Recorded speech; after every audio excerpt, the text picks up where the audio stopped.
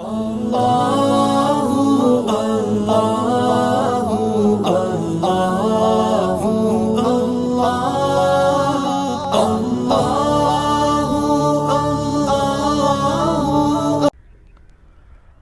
باللہ من الشیطان الرجیم، بسم اللہ الرحمن الرحیم۔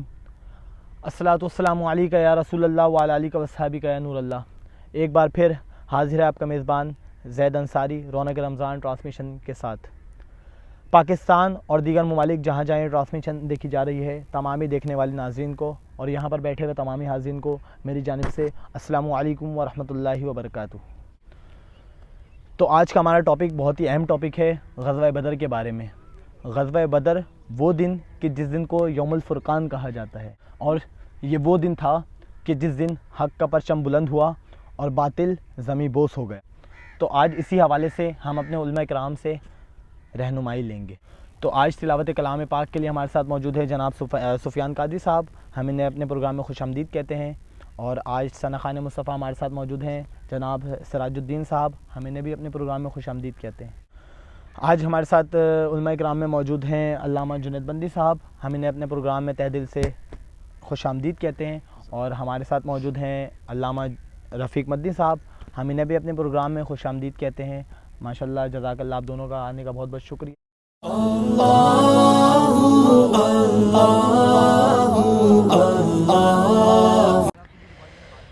اعوذ باللہ من الشیطان الرجیم، بسم اللہ الرحمن الرحیم۔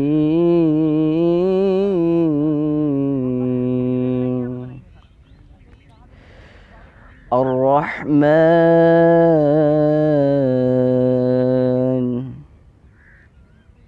علم القرآن،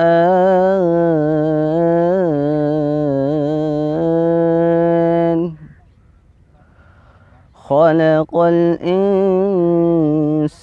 علمه البيان، الشمس والقمر بحسبان،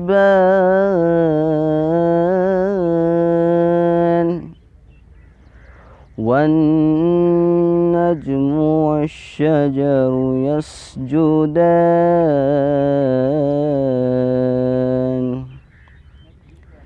بسم اللہ الرحمن الرحیم۔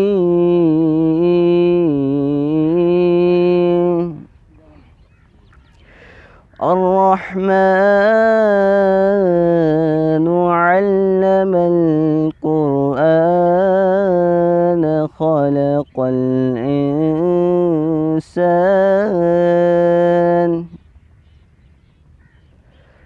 علمه البيان، الشمس والقمر بحسبان،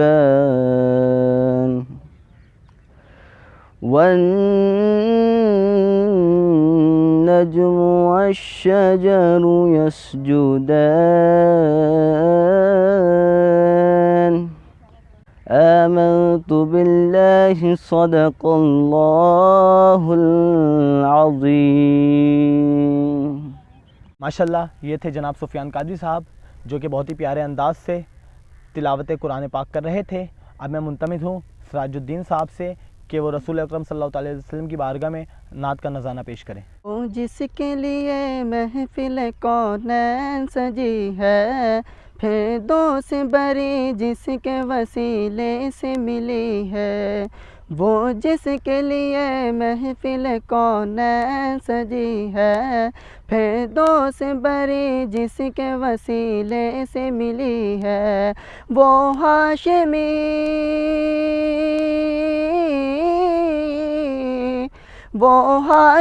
مکی مدنی العربی ہے، وہ میرا نبی میرا نبی میرا نبی ہے، وہ میرا نبی میرا نبی میرا نبی ہے، اللہ کا فرمان لم نشرح لک صدرک منصوب ہے جس سے ورفعنا لک ذکرک، اللہ کا فرمان لم نشرح لک صدرک منصوب ہے جسے ورفعنا لک ذکرک، جس ذات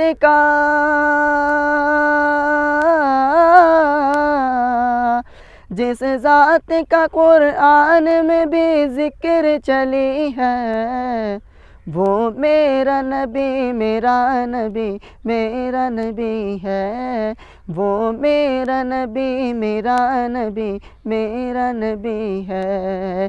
یاسین و مزمل و مدثر تو ہی طٰہٰ، کیا کیا نئے القاب سے مولا نے پکارا، کیا شان ہے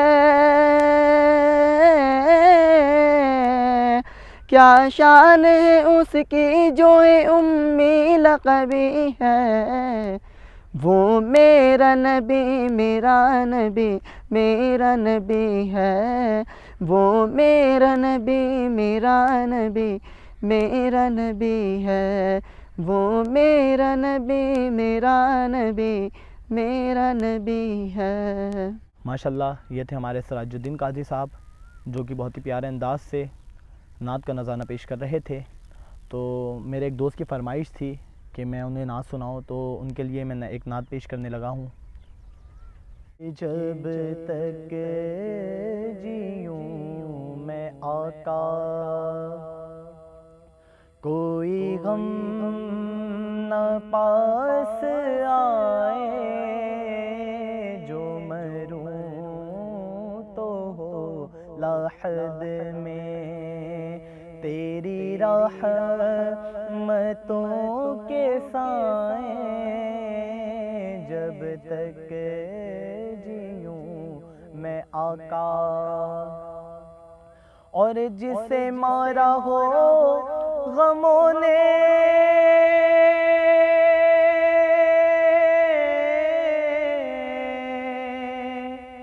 جسے گھیرا ہو دکھوں نے، میرا مشورہ ہے اس کو وہ مدینہ ہو کے آئے، وہ مدینہ ہو کے آئے، جب تک جیوں میں آقا، اور میں غلام پنجتن ہوں،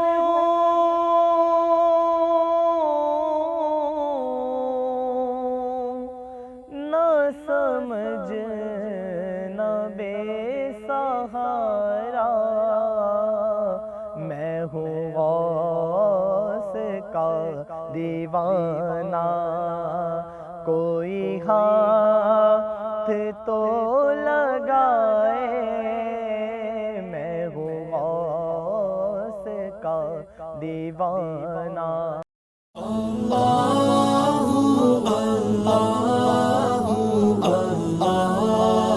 بسم اللہ الرحمن الرحیم، الصلاۃ والسلام علیک یا رسول اللہ وعلی آلک و اصحابک یا حبیب اللہ۔ الحمدللہ، آج رونق رمضان ٹرانسمیشن کی تیسری ٹرانسمیشن میں ہم حاضر ہیں، اور آج کا جو موضوع ہے، جیسا کہ ہمارے میزبان نے بتایا کہ غزوہ بدر کے حوالے سے ہے۔ ناظرین، غزوہ بدر اسلامی تاریخ کا ایک بڑا روشن باب ہے، اور یہ وہ دن ہے کہ جس دن کو قرآن نے یوم الفرقان کہا۔ یہ وہ دن ہے کہ جس دن حق کا پرچم سر بلند ہوا اور باطل زمیں بوس ہوا، حق ہمیشہ کے لیے بلند ہو گیا اور باطل ہمیشہ کے لیے ناکام و نامراد ہو گیا۔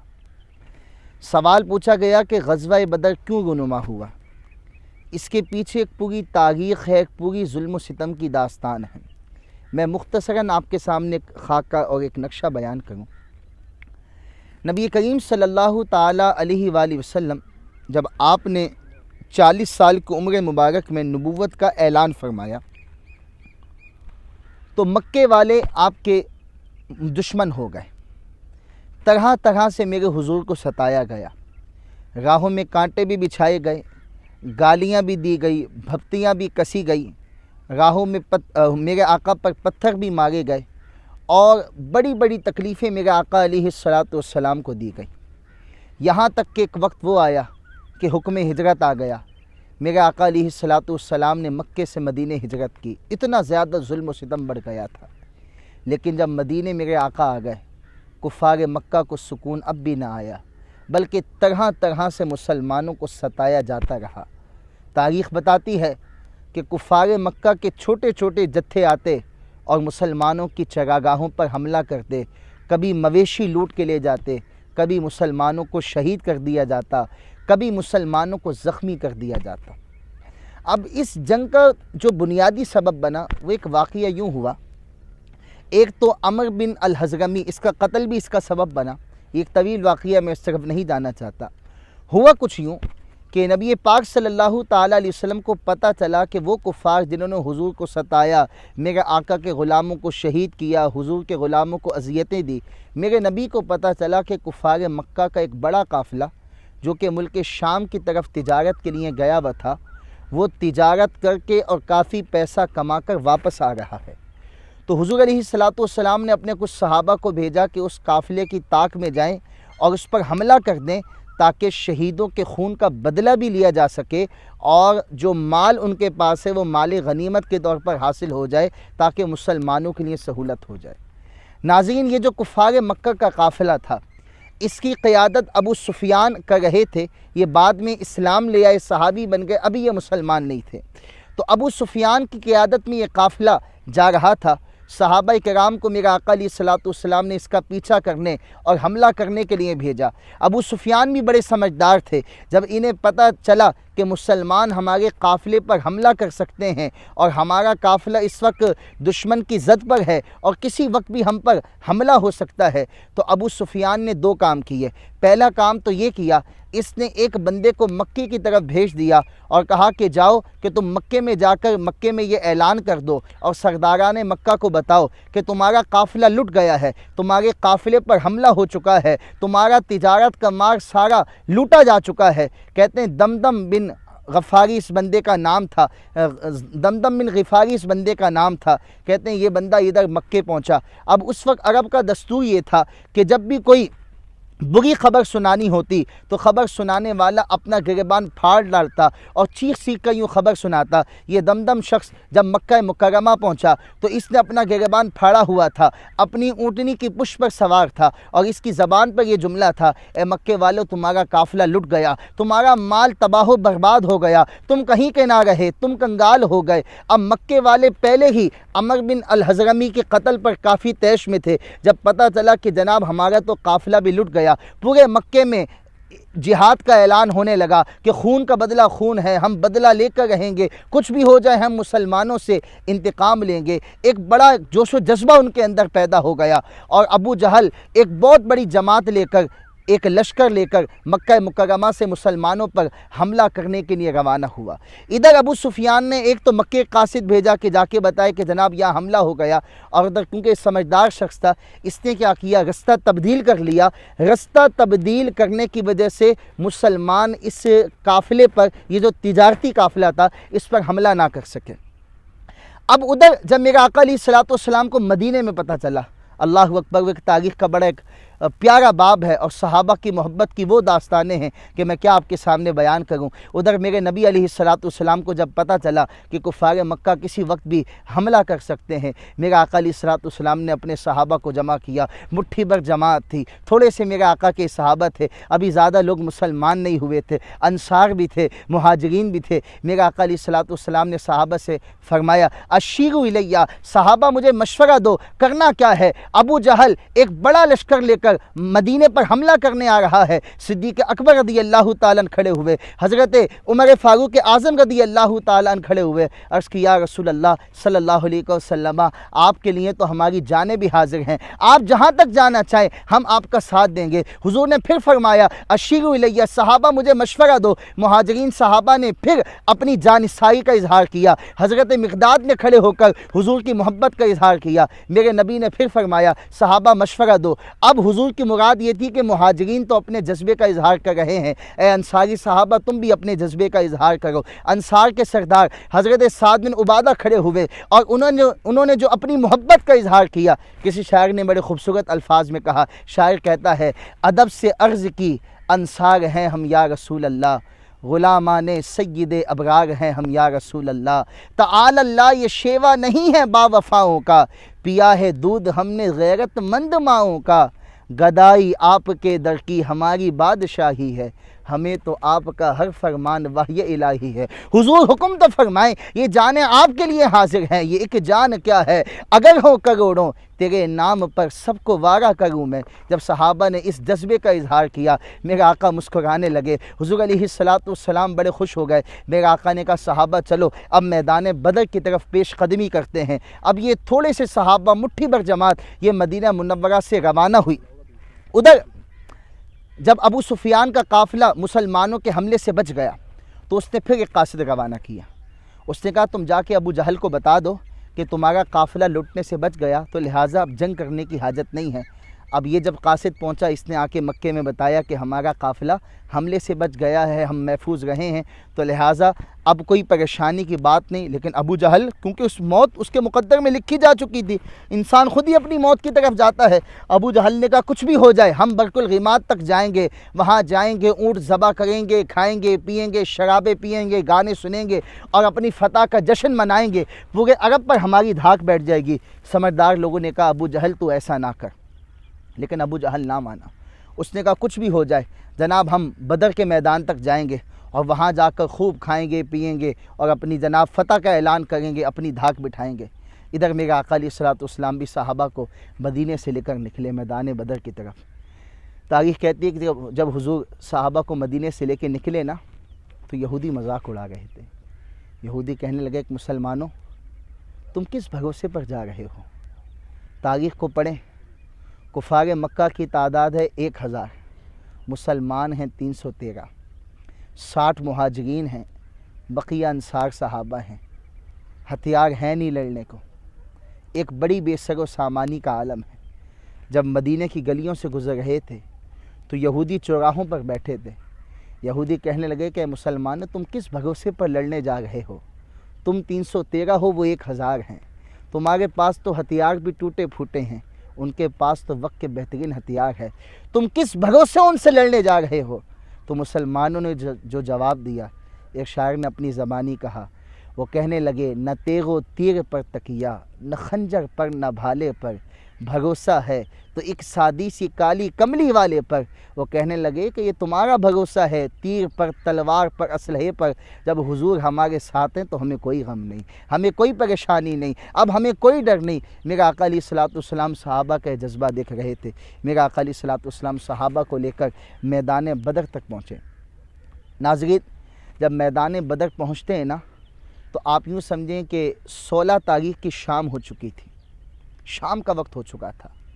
اچھا کفار پہلے سے پہنچ چکے تھے، کفار نے پہاڑ پر اپنے خیمے جما لیے تھے، مسلمان نیچے کی طرف تھے۔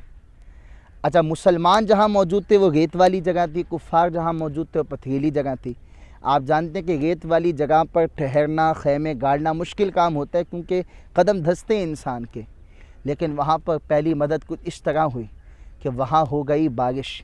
اب جب بارش ہوئی تو اس کا فائدہ یہ ہوا، مسلمانوں کو فائدہ ہوا، کفار کو نقصان ہوا۔ پہاڑ پر جو کافر تھے پھسلنے لگے اور ریت جہاں ان کے پاؤں دھس رہے تھے وہاں مسلمانوں کے پاؤں جمنے لگ گئے، اور جو کنویں وہاں موجود تھے جو کہ خالی تھے، مسلمان پریشان تھے کہ خالی کنویں ہیں، ہم تو پانی کہاں سے پئیں گے؟ کرم ایسا ہوا کہ خالی کنویں بھی پانی سے بھر گئے۔ میرے بھائیوں اب 17ویں رمضان کی رات آتی ہے اور ہے بھی یہ شب جمعہ۔ اس مرتبہ بھی آپ دیکھیں غزوہ بدر جمعے کے دن ہی یا غزوہ بدر کا دن آ رہا ہے، شب جمعہ ہے، 17ویں رمضان کی شب ہے۔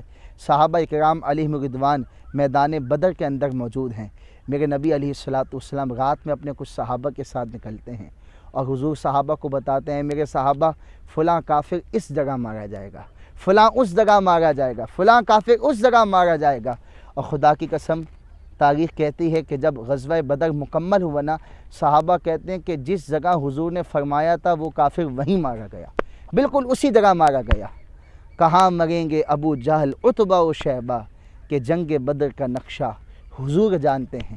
اب جب وقت فجر آیا، میرے آقا علیہ الصلوۃ والسلام نے نماز فجر پڑھائی، صحابہ کرام کی صفیں سیدھی کروائی۔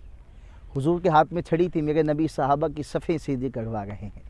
ایک صحابی رضی اللہ تعالیٰ عنہ کا پیٹ کچھ آگے نکلا ہوا تھا، میرے آقا نے فرمایا استوی یا سواد، اے سواد سیدھے ہو جاؤ۔ حضرت سواد کو جب چھڑی لگی نا، عرض کی یا رسول اللہ صلی اللہ علیہ وسلم، آپ نے چھڑی بہت تیز ماری ہے، میں آپ سے قصاص کا مطالبہ کرتا ہوں۔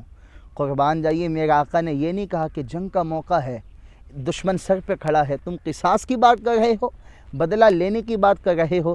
میرے آقا نے کہا آؤ سواد تم بدلہ لے لو۔ میرے آقا علیہ الصلوۃ والسلام نے جب اپنے بدن مبارک سے کپڑا ہٹایا تو حضرت سواد رضی اللہ تعالیٰ عنہ فوراً میرے آقا کے بدن سے چمٹ گئے، حضور کے جسم کا بوسہ لینے لگے۔ میرے آقا علیہ الصلوۃ والسلام نے فرمایا اے سواد یہ تم نے کیوں کیا؟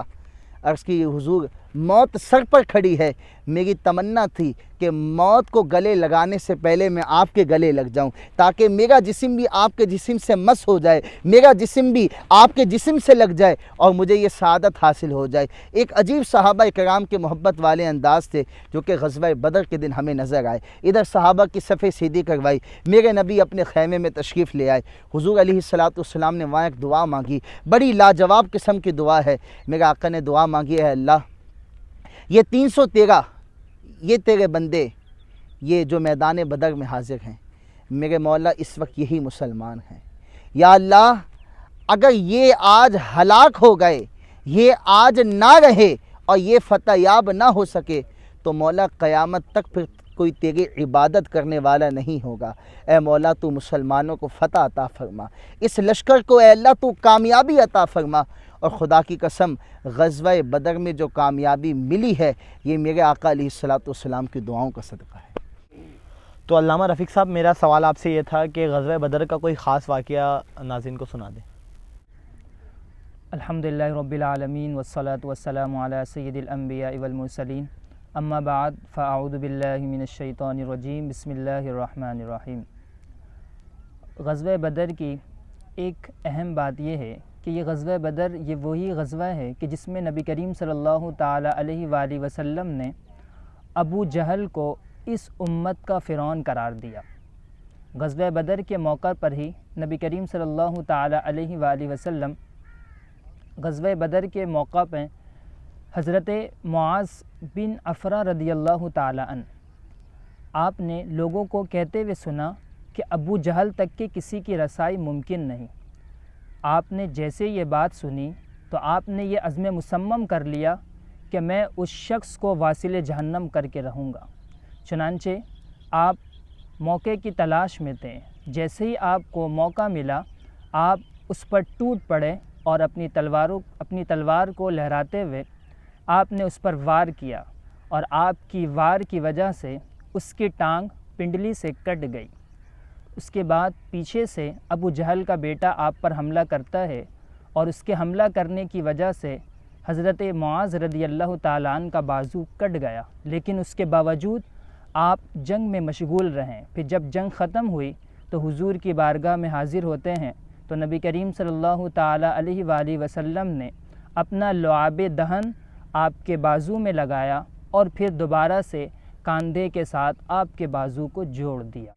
پھر نبی کریم صلی اللہ تعالیٰ علیہ وآلہ وسلم نے صحابہ کرام کو ابو جہل کی لاش تلاش کرنے کا حکم ارشاد فرمایا۔ حضرت عبداللہ ابن مسعود رضی اللہ تعالیٰ عنہ نبی کریم صلی اللہ تعالیٰ علیہ وآلہ وسلم کے حکم کی تعمیل کرتے ہوئے آپ تلاش کرنے نکلتے ہیں تو آپ نے ایک جگہ دیکھا کہ وہاں پر ابو جہل موجود ہے اور عنقریب اب اس کے جسم سے اس کی گندی روح نکلنے والی ہے۔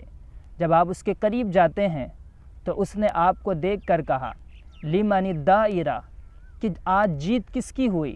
آپ نے فرمایا للہ و رسولی، آج جیت اللہ اور اس کے رسول کی ہوئی۔ اس کے بعد ابو جہل جو اسلام سے ایسی دشمنی رکھنے والا تھا، اسلام کا ایسا دشمن تھا اور نبی کریم صلی اللہ تعالیٰ علیہ وآلہ وسلم سے اتنا بغض رکھنے والا تھا، جب وہ مرنے لگا تو اس وقت بھی اس نے کہا کہ جا کر اپنے نبی سے کہہ دینا کہ میں زندگی بھر تمہارے نبی سے بغض رکھتا تھا اور آج میری دشمنی اور بڑھ چکی ہے۔